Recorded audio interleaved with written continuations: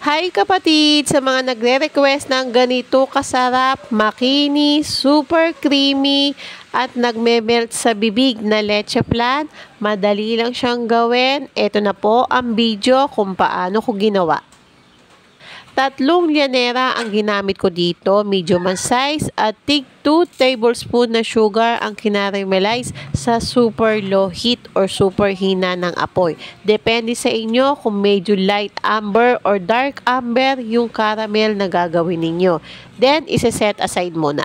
Sa isang bowl, 10 egg yolk ang ginamit ko dito galing sa large size. Ganito ko naman siya binibit yung egg yolk, as in may kabagalan talaga. Para nga makaiwas mag-create ng bubbles sa loob. Isa ito sa lagi kong kinukonsider, yung paghalo pa lang sa egg yolk, dahan-dahan lang talaga. After sa egg yolk, nilagay ko na ang isang lata. Malaking lata ito ng evap milk at isang malaking lata din ng condensed milk. At muli sa pagmix, dahan-dahan pa rin yan sa paghalo. Pinapakiramdaman ko na nandyan ay mag-combine yung evap milk at condensed milk. Kapag okay na yung dalawang milk, saka ko sinasala naman yan ng 3 beses para mawala yung buo-buo na egg yolk. After naman masala ng 3 beses, dun ko nilalagay yung vanilla. Pwede din ang calamansi juice or lemon juice, basta yung pinaka-juice lang nila ang ilalagay ninyo. Hinati ko lang sa 3 llanera itong mixture na ito. Sakto lang, hindi masyadong makapal or hindi siya manipis. Tinataktak ko din ng bahagya kada llanera para mawala yung konting bubbles na na-create dito sa ating mixture.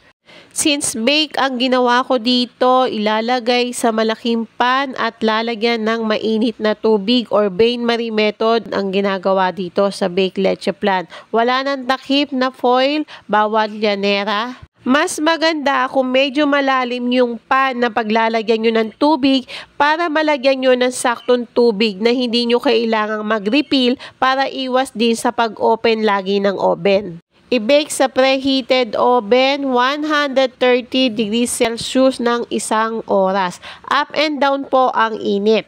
Depende na rin po sa oven na ginagamit natin.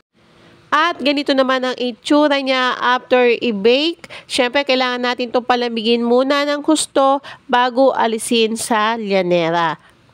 Ganito naman ako magtanggal ng leche flan sa llanera. Sinusundot ko lang yung pinakaibabaw sa side kasi yun lang naman yung nakadikit sa ating llanera. Yung part lang yon, makikita nyo na may pinagdikitan ng leche flan kapag naitaob nyo na siya.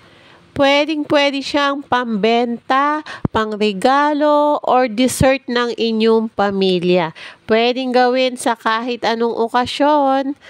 Yun lang. Sana'y makatulong sa inyo ang video ito. Thank you for watching. Bye-bye!